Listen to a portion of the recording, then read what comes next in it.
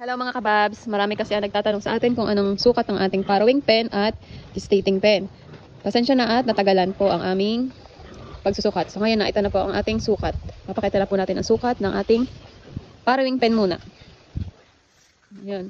Kusing, ipakita mo na. Ito sa isang parawing. Sukat po ng ating parawing ay 2 meters dito sa kaliwa. Pinaka-stall na ilahin, tupit pa rin. Yung buka. Din po dito sa kanan. 60 pa rin po yan, or 2 feet. 2 feet. Sa kabuuan, 6 feet. Sa kabuuan ay may 6 feet. Ito ay 7 feet, or 200. 7 feet yung haba doon. 7 feet. Simula doon. 6 feet, 5, 7 feet. Para sa na. Sukatin na rin natin yung taas. From the floor hanggang dito sa mating ay 35 cm. O mahigit sa maruler. Yan po yung Taas ng floor. elevation.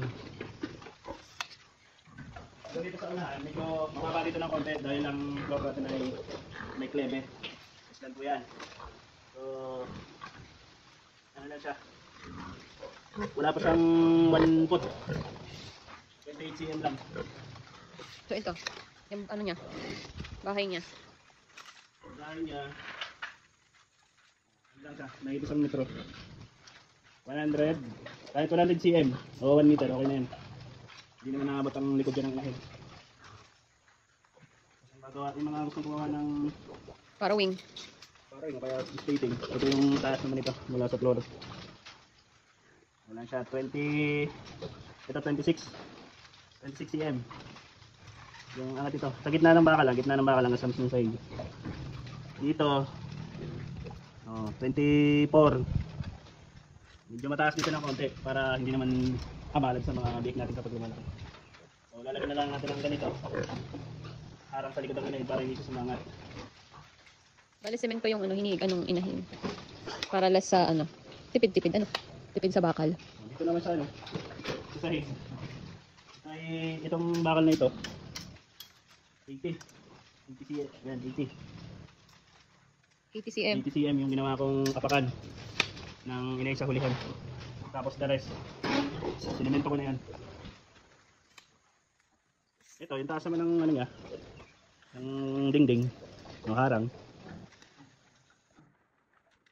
So ano lang siya, 56 cm mula mating sa side niya. Pare-parehas na dito yung taas. Ayun na naman, tingnan naman pinasukat natin diyan. Stating. Stating halos parehas lang naman yan sa Dito. ng inayin sa paanakan tsaka dito. So pinagkaiba lang siyempre. Para yung naka-elevate yung inahin tapos may sahig pa sa break.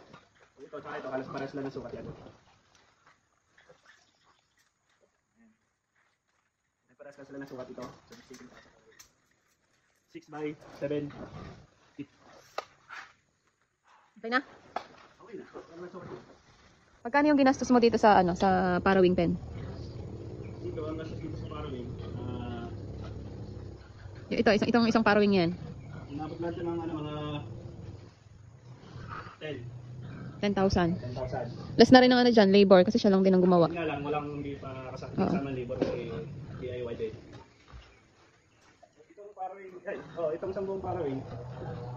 Kasi Tatlo ito, di bali 30. parang ang isa nito, inabot natin ng kulang 10,000. Mm.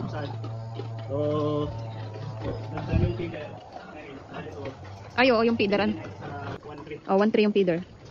Sa 9,000 to, parawing, plus ito. Inaano din siya ng gis, legit, sa rin gawa. Pero kapag bibili kayo ng ganito ng buo na, Yeah, assemble na lang. Mahal. halos doble, legit.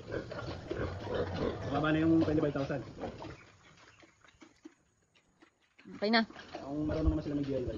Yun lamang po mga kababs, at kung kayo may mga katanungan ay mag-comment lang po kayo dito sa baba. Yun lamang po, at happy farming. God bless po.